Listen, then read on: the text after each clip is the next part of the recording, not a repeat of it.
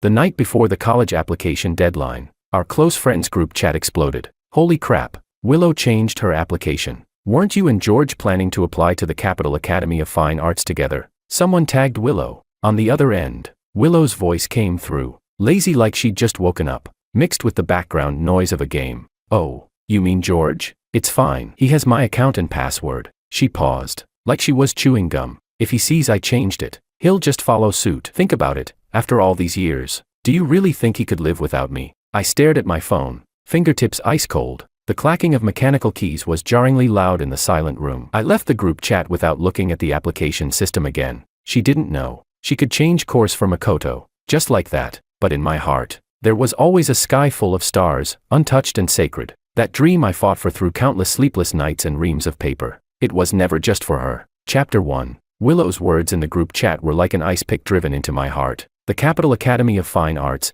that was the dream we swore to chase one summer night in 8th grade. Staring at the stars after staying up painting at the studio, both our families had sat down together, carefully weighing every option before settling on that school. Now, she just changed it like it was nothing. Didn't even bother to tell me. The group chat was still buzzing. Willow, you're that sure George will check your account? What if he doesn't even notice? Willow let out a snort. A game reward notification chimed in the background. Of course he'll check. I know him too well. He probably checks it 800 times a day. Terrified something might go wrong and we end up at different campuses. There was a tired kind of certainty in her tone. Ugh, you guys don't get it. You ever had a simp glued to you since childhood? It's exhausting. Laughter filled the group chat, muted, knowing. Another friend chimed in. Even if he finds out, are you that sure George will change his application last minute? That's risky. Willow's game sounds paused for half a second. Then her voice returned, annoyed, sharp. Piss off. Has George ever been away from me for more than 3 days since we were toddlers? If he's not following me to Southern City Art College, where the hell else would he go? The first person who brought it up couldn't take it anymore. Willow, isn't this a little messed up? Shouldn't you at least tell George? Willow went silent for a beat, then replied, voice tight with irritation. Forgot. Too much hassle. Don't feel like explaining. And it's not like it was random. Makoto, you guys know what his family situation is like. Going down south alone. He's uneasy. Having someone familiar nearby makes him feel safer. The group went quiet for a few seconds. True, with Makoto's situation, it's smart to have someone watching his back. Not like George, who's always holed up in the studio, covered in charcoal. Put him next to Makoto and, yikes, giving up Capital Academy just for Makoto. Willow's a real one. All that half-joking praise and agreement, layered over her game sounds, came through the screen and froze me in place. My fingers curled tight, nails digging into my palms. I wanted to scream at Willow through the screen, but my body felt welded to the chair, completely paralyzed. I don't know how long I sat there. In the end, I simply turned off the computer. As the screen went dark, it felt like the last flicker of light in my heart had gone out. Chapter 2. The door was locked, and darkness swallowed everything. The bitterness I had been holding back finally surged out. Willow's words echoed in my head, again and again. I still couldn't understand. How could she give up on the Capital Academy of Fine Arts? Something she had dreamed of for so many years, just like that. We had pulled so many all-nighters, painting until dawn, just to earn the score that could take us to our dream. Right before I saw the messages in the group chat, I was still thrilled at the thought of walking into that dream together with her. But I never expected, the future I poured my soul into, the one I painted for the two of us, she could erase it all in a heartbeat. For someone else's casual comment, she changed it, just like that, and telling me about it, even that became too much to ask. Was she really that scared I'd cling to her? If she was so afraid I'd cling to her, then what about that night after our training camp ended, on the rooftop of the art studio? That kiss she placed on my lips, smelling faintly of paint, our hearts pounding like war drums. Did that mean nothing? Was it just a moment of impulse under pressure, while I mistook it for something real?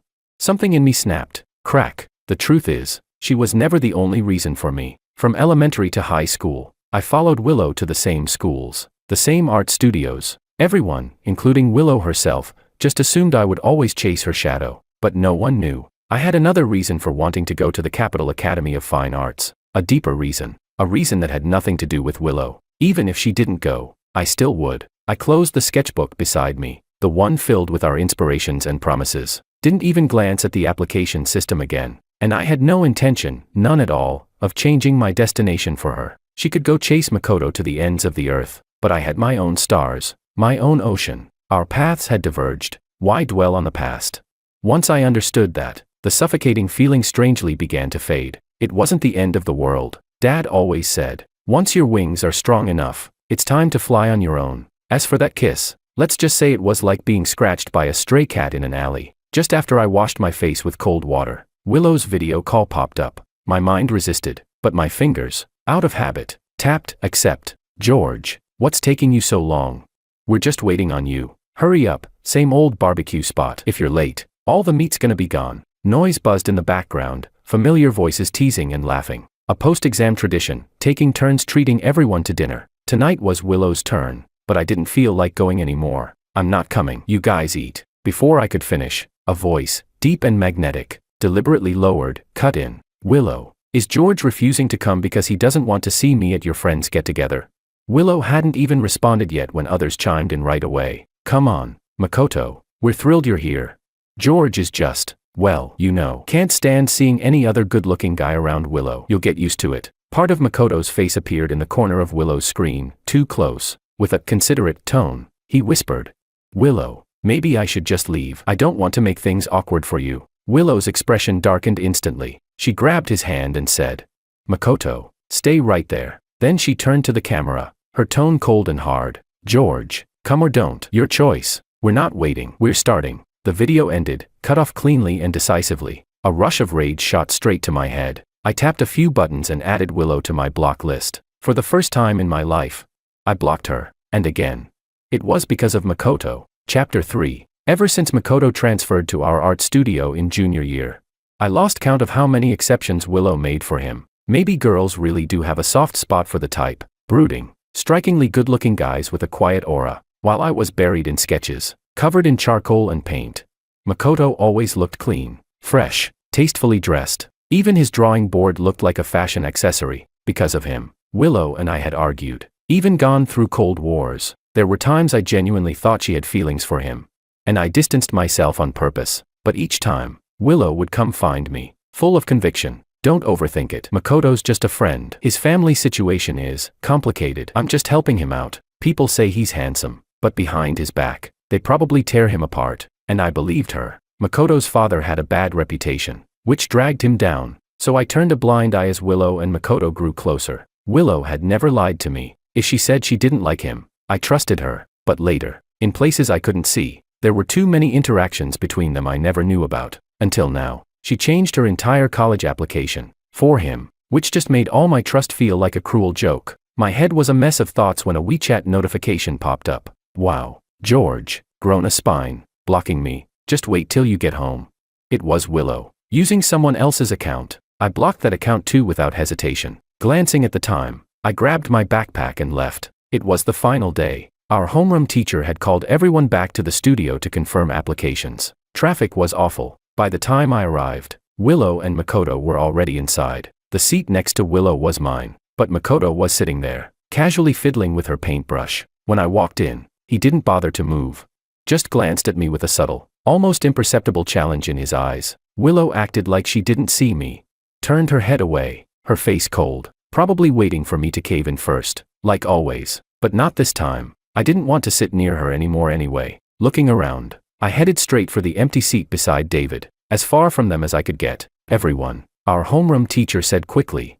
Just a few hours left for application submission. Make sure everything is correct. If you still have questions, now's the time. Then she hurried off. David was gleefully spilling some fresh gossip when I felt a light smack on the back of my head. George, outside. Willow's voice came from behind. I turned around and met her gaze, then looked away without saying a word, continuing to chat with David. Willow grabbed my shoulder and forcefully turned me toward her. George, what's your problem this time? Aren't you tired of this? We're adults now. Still playing the silent treatment. Don't you think it's childish? Her brows furrowed, tone heavy with fatigue. Forced to look at her, I gave a half smile. Yeah, it is childish. It's also boring as hell. So save the performance. I'm not buying the reconciliation act. We stared at each other for a few seconds before she lost patience. Fine, whatever. If you want to play the tough guy, go ahead. Just don't go crying under your blanket later. She let go of me, tone laced with her usual sarcastic bite. I turned back to David, face blank. Thought she left, but then both her hands clamped down on my shoulders,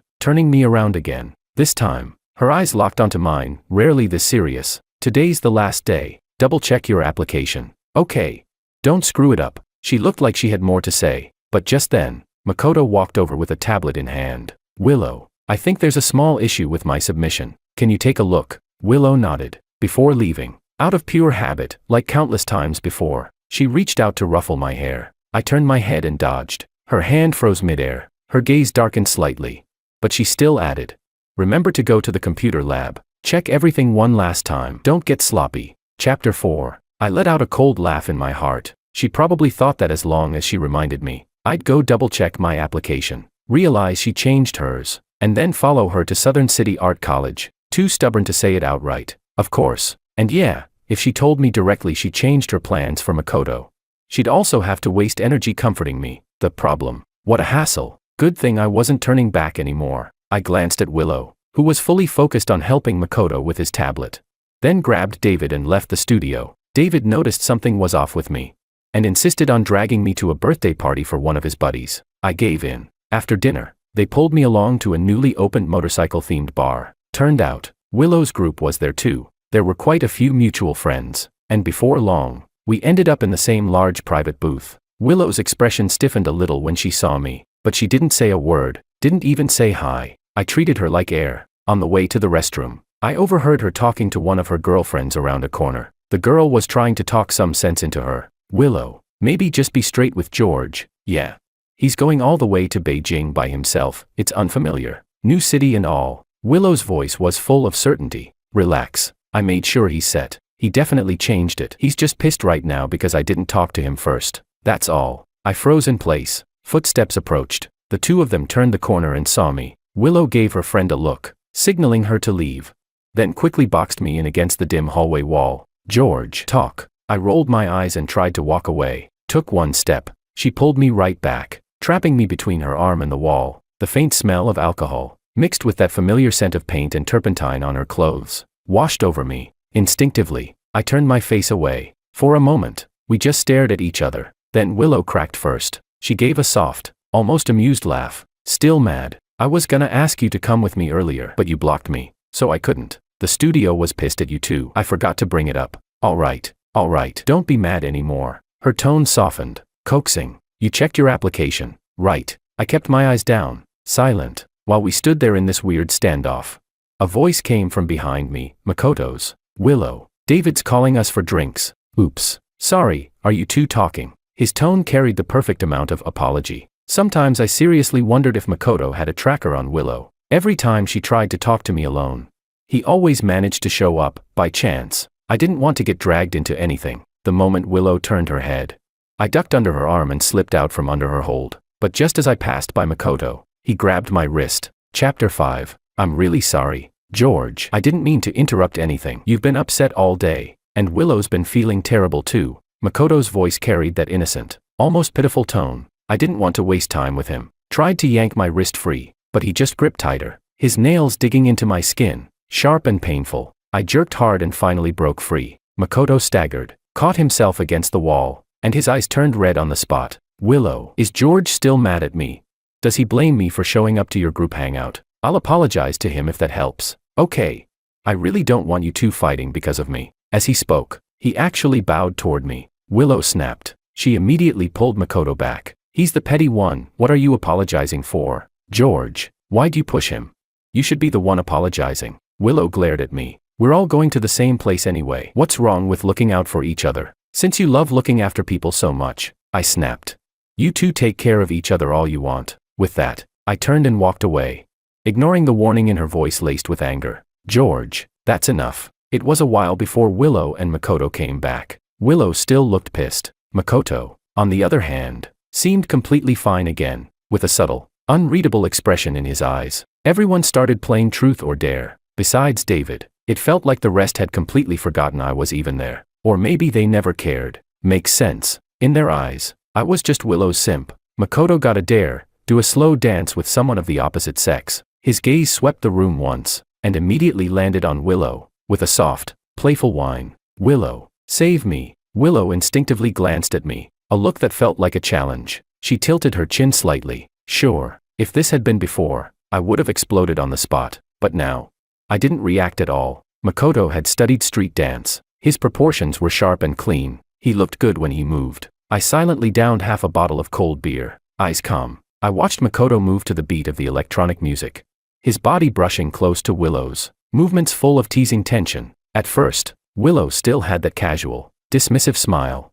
Her eyes flicking to me now and then, like she was waiting for me to snap. But as Makoto's moves grew bolder, his gaze more intense, her spine slowly straightened, and her eyes stayed locked on him. Everything else around her disappeared. The air was thick with sparks, unspoken heat. As the song came to an end, Makoto suddenly pretended to lose his balance. Willow instinctively reached out to steady him, and he used the moment to pull her into his arms. He was wearing a slightly loose shirt tonight. And as he fell, the collar shifted, their bodies pressed close together, the position so suggestive it made the whole room erupt. Cheers, whistles, howls. The place practically lifted off the floor. Willow's face flushed deep red. She looked like she wanted to hide in embarrassment. Makoto gave a triumphant smile, his arm sliding naturally around her waist as he pulled her face into the crook of his neck, shielding her from everyone's stares. That kind of intimacy, that bashful sweetness, once belonged to me alone, even though I'd already decided to let go.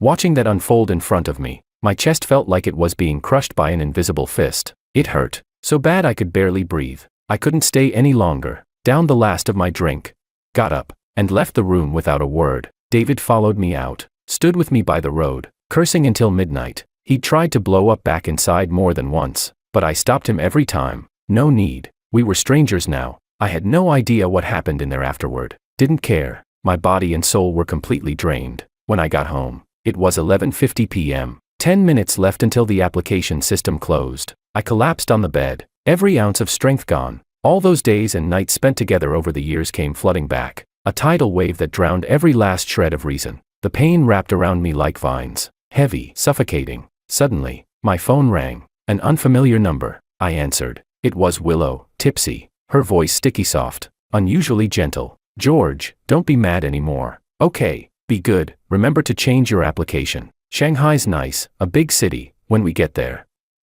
I'll take you out to paint. Chapter 6. It was probably the alcohol talking. Her attitude was softer than usual, totally unlike her. When we used to fight, even if she was the one to back down first, she always carried a hint of threat. George, keep this up and I'm not going with you to that art exhibition next time. And like a total pushover, I'd give in right away. When you truly like someone, how could you ever let things really fall apart? But this time, the gentler she was, the colder I felt inside. Say something, George. Haven't you always wanted to go somewhere warm? The new campus of South City Academy of Arts. It's spring all year round.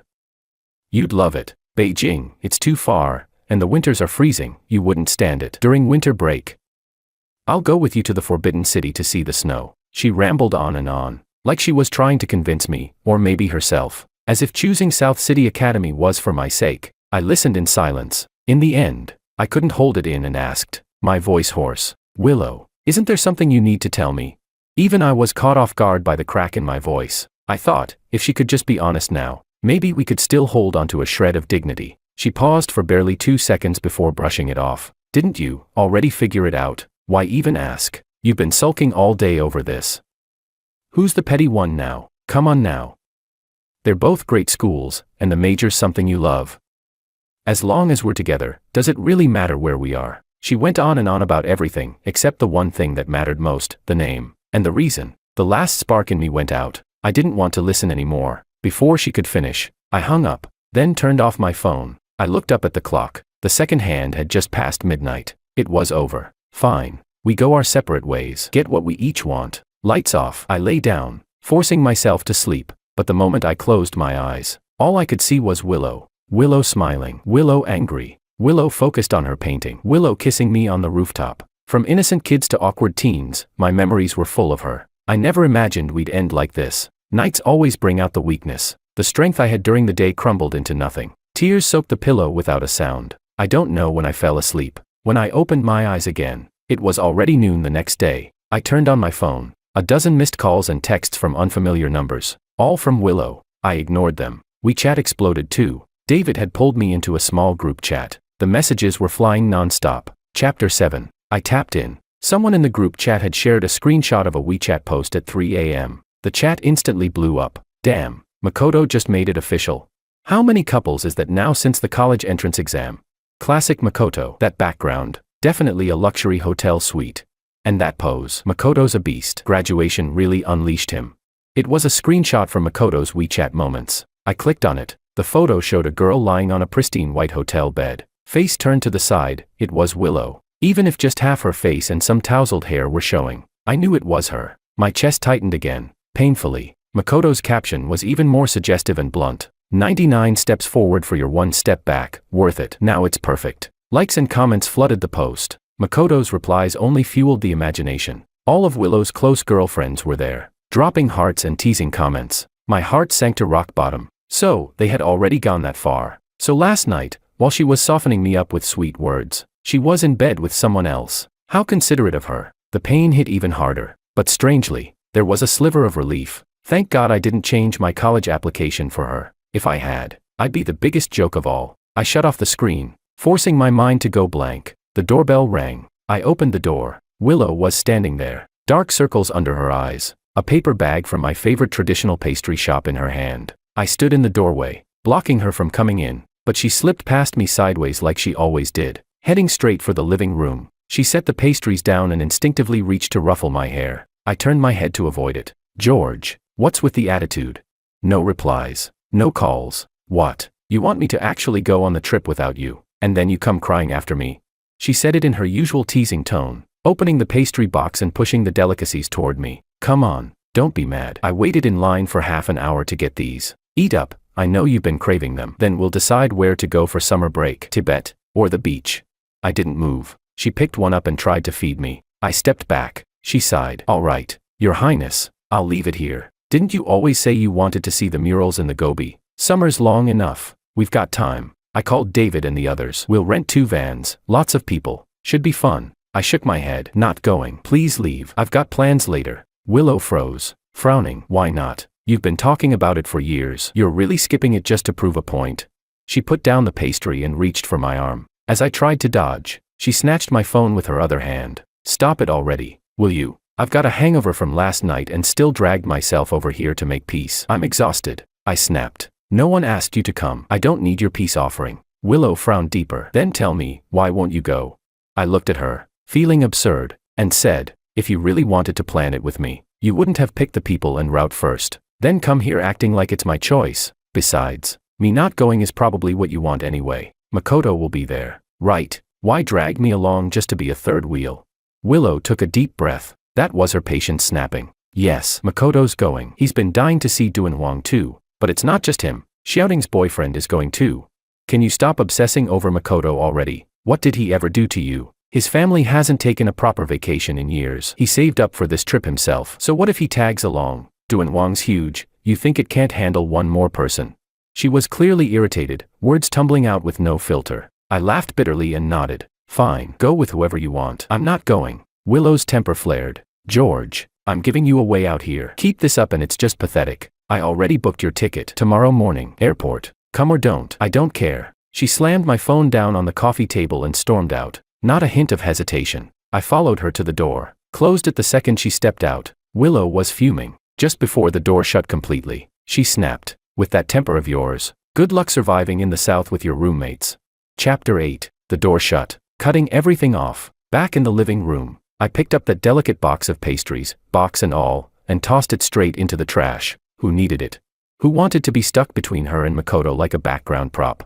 Even that belated peace offering of hers, laced with a sense of condescension, felt laughably insulting. I sat down on the couch. The more I thought about it, the more suffocated I felt. To shake off the shadow she'd left over me, I decided to get away for a while. They say it takes 21 days to build a habit. Then maybe it takes 21 days to break one. 2. Mom didn't feel comfortable with me going too far alone, so she only agreed to let me stay at Uncle's place in Sea City for a bit. Anyway, I'd already submitted my college application. Nothing tying me down anymore. I packed lightly and booked a flight to Sea City that evening. By 9 p.m., I was already sitting on my uncle's rooftop, sea breeze in my face, chewing on freshly grilled squid. The salty wind mixed with the smoky aroma of the squid, it actually lifted my mood a little. On a whim, I posted a WeChat moment. Sea breeze plus grilled squid equals perfection. David and the guys immediately howled in the comments, begging for a bite. The next morning, I was woken up by my loudmouth cousin. Sunlight blasted through the window. Bro, phone. It's for you. They called my phone.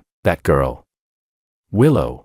He handed the phone over. I groggily took it. Of course, it was Willow. George. Everyone's here, we're just waiting on you. Boarding in 30 minutes. Where are you?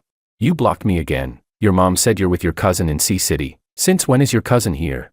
She sounded rushed and frazzled. I fully woke up and replied flatly. No, not messing with you. I'm in C-City, at my uncle's place. Willow snapped, irritated. Cut it out. If you leave now, you can still make it. I already told you. I'm not going with you. There was a pause on the other end. Then a lowered female voice beside her said, Willow.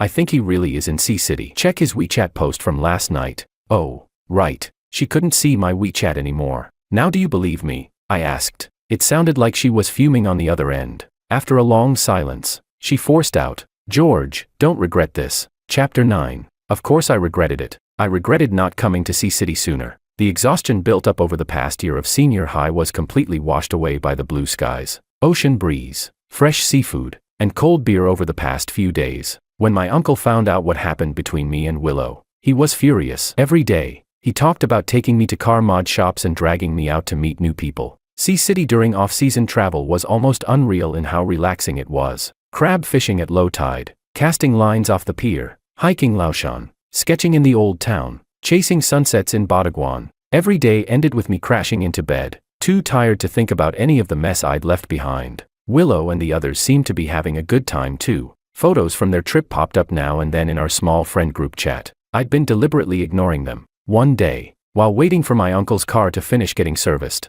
I finally had a moment of peace and absent-mindedly tapped one open. They had gone to quite a few places, the Gobi Desert, ancient cave murals.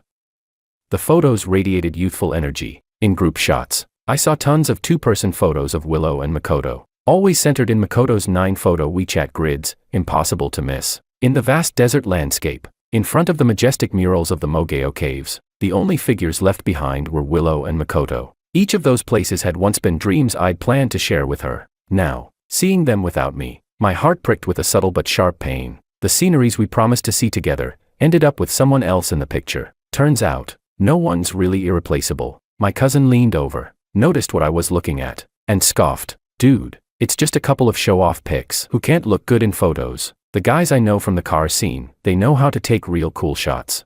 I told you, bro, you used to be way too low-key, always buried in art. Just level up a little. Once you get to college, you'll blow all those art kids away. I guarantee even your ex, will see you in a whole new light. From that day on, my cousin dragged me into full-on makeover mode. I ditched the baggy t-shirts and gym shorts, swapped in the workwear-style shirts and casual button-downs he picked out. He snatched off my ever-present black-rimmed glasses and made me get a new haircut. He even took me to his friend's car mod garage, posing me next to flashy bikes and vintage rides for photo shoots. By the time he was done, the guy in those photos didn't even look like me. I had gone from the quiet guy in the studio to someone with a bit of edge, someone who looked like he had stories to tell. Even my mom, on a video call, couldn't hide her shock. The friend group chat, total chaos. Classmates flooded in with likes and comments, saying I'd changed so much they barely recognized me. Some even reposted the photos to the class group chat. Seeing all those dumb and George looks made me a bit embarrassed. I replied modestly in the group, all credit goes to my cousin. He knows his angles. Right then,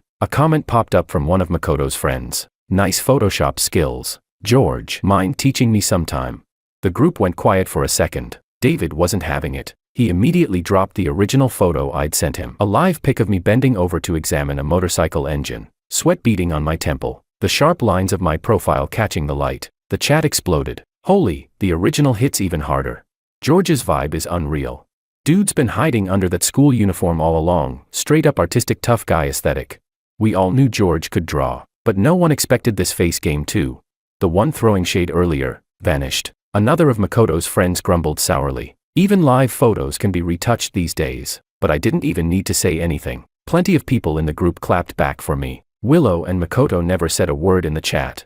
But from that day forward, Willow's WeChat moments stopped updating. Not long after, I received my official admission letter from the Capital Academy of Fine Arts, Department of Design. My fingers trembled as I held the envelope. Years of dedication finally paid off. Then Mom called. Her voice was choked with tears. Grandpa had suffered a sudden heart attack. He was in the ICU. I needed to get back to Beijing immediately. Chapter 10. The next day, I landed in the capital in a hurry, as fate would have it. Right when I was picking up my luggage, I ran headfirst into Willow and her group, apparently returning from their trip earlier than planned. They were supposed to be gone for a whole month. I had no idea why they cut it short. The moment our eyes met, the shock on Willow's face was unmistakable. Even Makoto looked caught off guard. After a few seconds of awkward silence, I started pulling my suitcase to leave. Willow snapped out of it and quickly walked over. "George, you're back today too." The surprise, and something like amazement, in her eyes was hard to hide. She blurted out, "I almost didn't recognize you just now."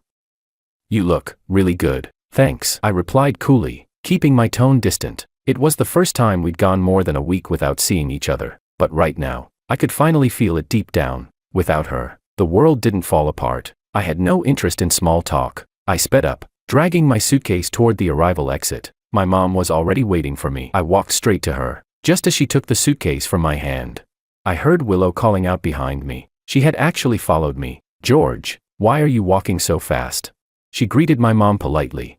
"Hi, Auntie." Then she turned back to me with a tone that tried to sound familiar and casual. "You got your acceptance letter, right? My parents insisted I come back to throw a celebration banquet." "Oh, and didn't we say before that our families would host one together?" My parents already booked the venue. My mom didn't answer right away. She glanced at my stiff expression, then replied tactfully, "Willow, our George won't be having a graduation banquet. My company's been hectic, and his grandfather just got hospitalized. We really can't manage anything else right now. Once things settle down at home, we'll just have a quiet dinner as a family to celebrate. Please thank your parents for their kind offer." My mom's explanation was more than reasonable. She only knew that Willow and I had had a falling out, and that Willow had even changed her college plans. Though I hadn't told her the full story, she was clearly unimpressed by Willow's reckless attitude toward her own future. Willow touched her nose awkwardly, then asked about my grandfather's condition. Mom gave a vague response and gently turned down Willow's offer to give us a ride home. Then she hurried off with me. I stayed by my grandfather's side at the hospital for a few days. The doctor said his condition had stabilized, but he'd need a long period of rest. Since my mom couldn't take time off work, and my aunt wasn't in good health, I volunteered to stay in Beijing and take care of Grandpa until school started. It was summer break anyway. This was my chance to do something for the family. That very day, I moved into the hospital's companion room. Naturally, I missed Willow's graduation banquet. Chapter 11. Even if I had been in town, I still wouldn't have gone. The night of Willow's graduation banquet didn't seem to go smoothly. She kept calling me from different numbers, again and again. At first, she just asked, "Where are you?" But soon she realized I wasn't running late. I wasn't coming at all. That's when she lost it. Even her mom noticed something was off and called to feel me out. "George, what's going on between you and Willow? You came back from the seaside and didn't even stop by our place. Have you grown distant from Auntie too?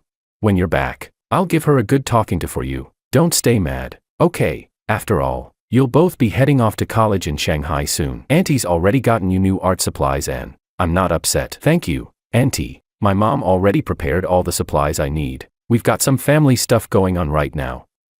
"I'm in Beijing," I was still explaining, when suddenly, the phone was yanked out of her hand. Willow's voice came on, simmering with suppressed rage. "George, you've gone too far. On one of the most important days of my life, you just don't show up. And you make up this kind of excuse. We've known each other for how long? 18 years, not 18 days. Have you fucking forgotten?"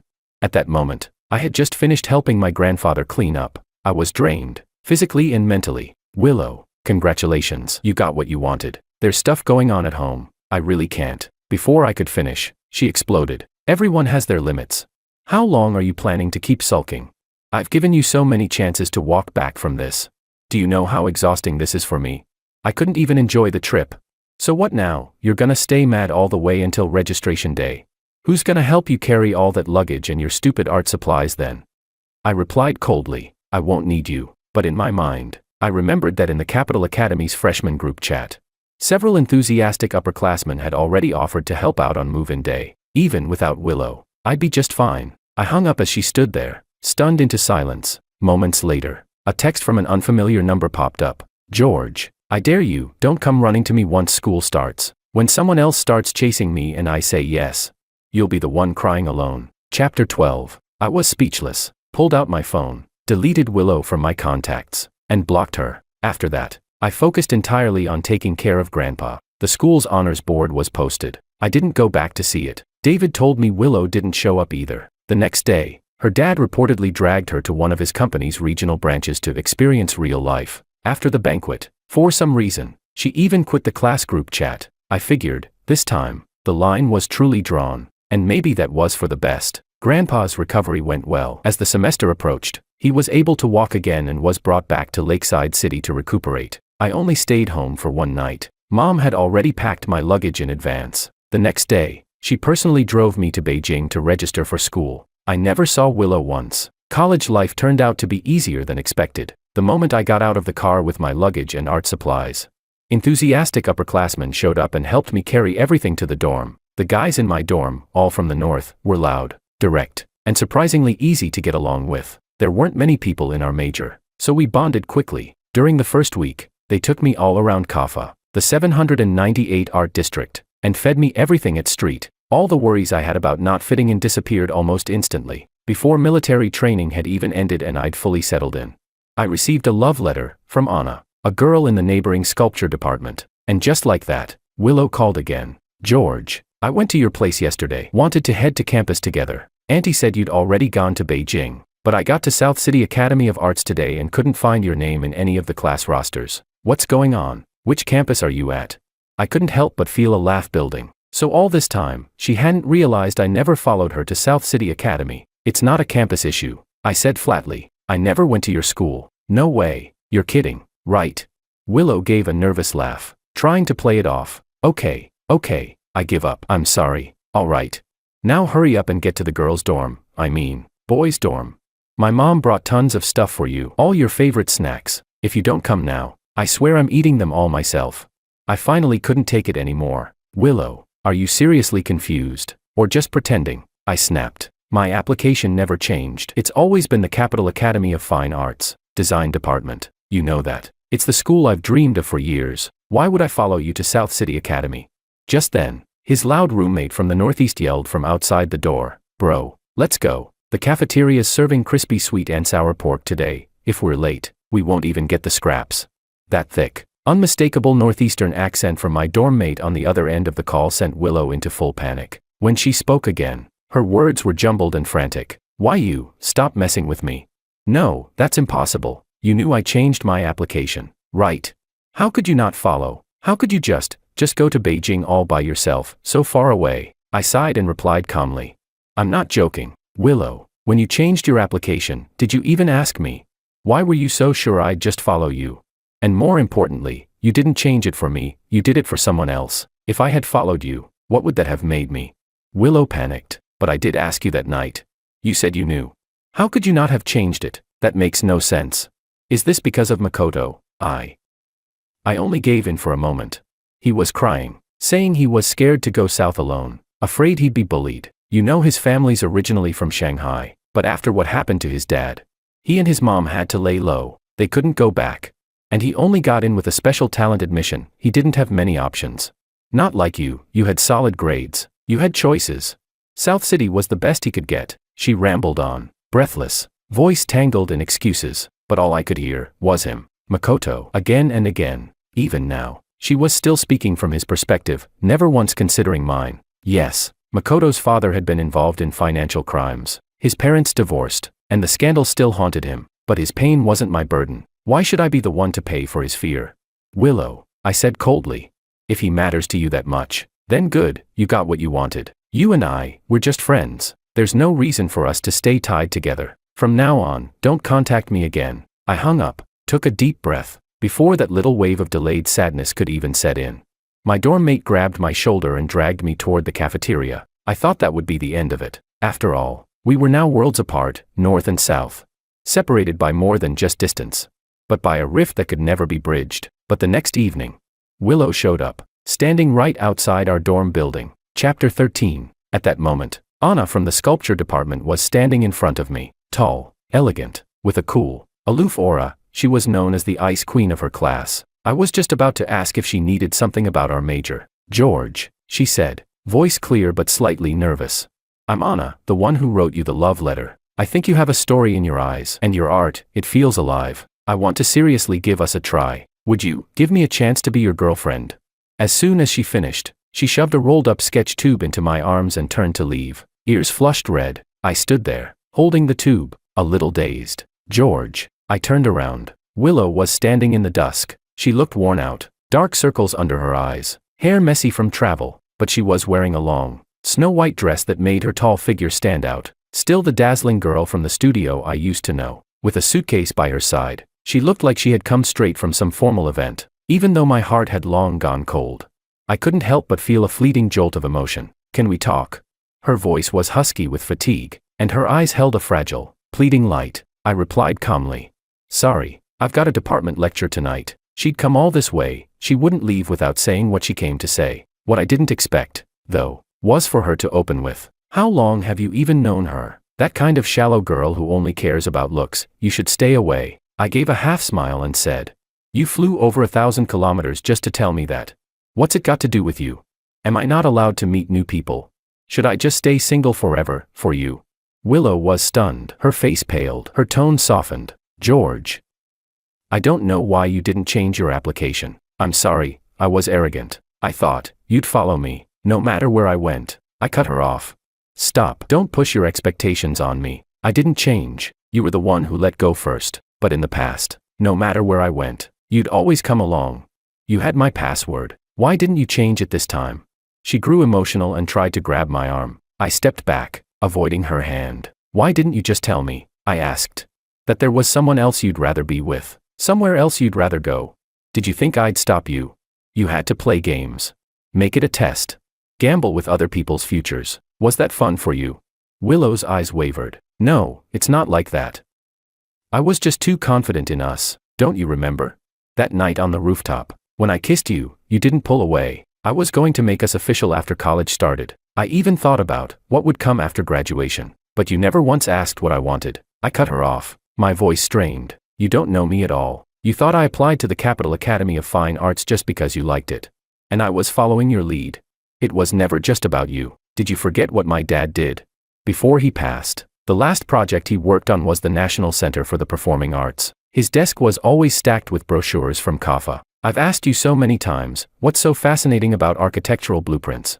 But you never stopped to think that maybe I wanted to finish the path he couldn't." Willow was completely stunned. Her lips moved, but she couldn't form words. "You never told me any of that." I gave a small, hollow smile. She had probably never realized that all those casual questions of mine were filled with longing for a dream left behind by my father. All those late nights, the sketches I threw away, they were never about chasing her. In the end, I laid it all out for her, gave our confused, burning youth a proper ending. I still remember, after my dad passed, you stayed with me in the studio until sunrise. Your parents were kind to me too. They gave me warmth. But Willow, the moment you gave up on our shared dream, the moment you chose Makoto without hesitation, we were over. Chapter 14. That day, after saying what I had to say, I turned and went upstairs. Not long after, a torrential downpour began outside. My roommate came back and told me that the beautiful girl downstairs was still standing in the rain. It was kind of creepy. I didn't go look, nor did I try to persuade her again. Willow stood outside our dorm building the entire night and only left at dawn. I thought she would have gone back to Shanghai, but a few days later, I got a call from her mother. Her voice choked with tears. "George, could you please just talk to Willow properly? Ever since she came back from Beijing, she's been sick. She has a persistent high fever, refuses to go to the hospital or take any medicine. The fever finally broke, and now she says she wants to drop out and retake the college entrance exam just to come find you in Beijing." My head felt like it was splitting open, but I didn't hesitate for a second. "Auntie, that's impossible. I've already started a new life and I'm not going to stop for her. Please tell her to stop doing these childish things. Otherwise, I'll only look down on her even more." On the other end of the line, I heard the sound of something shattering as it hit the ground. Later, I heard Willow went back to South City Art Academy. Her grandparents personally persuaded her to return, but apparently, she was planning to apply for a graduate program in Beijing. Every holiday, she would fly from Shanghai to Beijing. Sometimes she'd wait downstairs by my dorm. Sometimes she'd linger near our department building, watching from afar. She'd leave art supplies or snacks I used to like, but I never accepted any of it. During the winter break of sophomore year,